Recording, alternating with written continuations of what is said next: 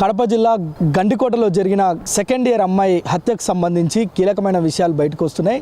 నిన్నటి వరకు అందరూ కూడా బాయ్ ఫ్రెండ్ లోకేషే చంపిండు అని నిర్ధారణకు వచ్చి పెద్ద ఎత్తున నిరసనలు వ్యక్తం చేసిన నేపథ్యం కూడా మనం చూసినాం. అయితే ఇంటర్మీడియట్ చదివే వైష్ణవి కాలేజీకి వెళ్ళాల్సిన సమయంలో కాలేజీకి వెళ్లకుండా ఎటో వెళ్ళిపోయిన క్రమంలో కాలేజ్ నుంచి తండ్రి కోటయ్యకు ఫోన్ వచ్చింది. మీ అమ్మాయి ఈరోజు కాలేజీకి రాలేదని ఫోన్ రావడంతో తను వెంటనే తన భార్య తనకు ఫోన్ చేసి అమ్మాయి కాలేజీకి వెళ్ళలేదంట అని చెప్పడంతో తను వారి కుమారులకు ఆ విషయం చెప్పింది. సో ఈ నేపథ్యంలో కాలేజ్ వద్దకు వెళ్ళి వైష్ణవి కాలేజీకి వచ్చిందా రాలేదా 8:30 గంటల సమయంలో అనేది నిర్ధారించుకొని ఆ బాయ్ ఫ్రెండ్ లోకేష్ ఉన్న విషయం కుటుంబ సభ్యులందరికీ తెలుసు కనుక వారు లోకేష్ ఎటుపోయిండో ఆరా తీశారు.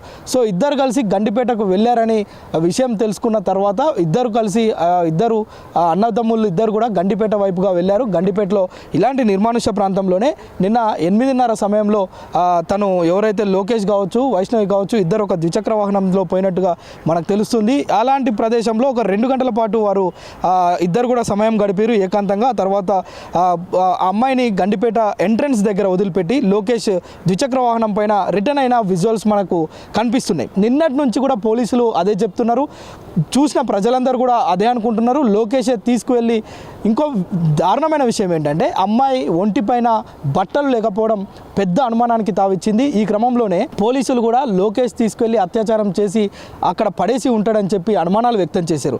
ఇలాంటి ప్రదేశంలో నిన్న ఆ తల్లిదండ్రులు ఆ శవాన్ని చూసినప్పుడు ఆ యొక్క మృతదేహాన్ని చూసినప్పుడు అక్కడున్న పరిసరాలను పరిశీలించినప్పుడు వారి గుండె చెక్కలైపోయింది, గుండె బద్దలైపోయింది.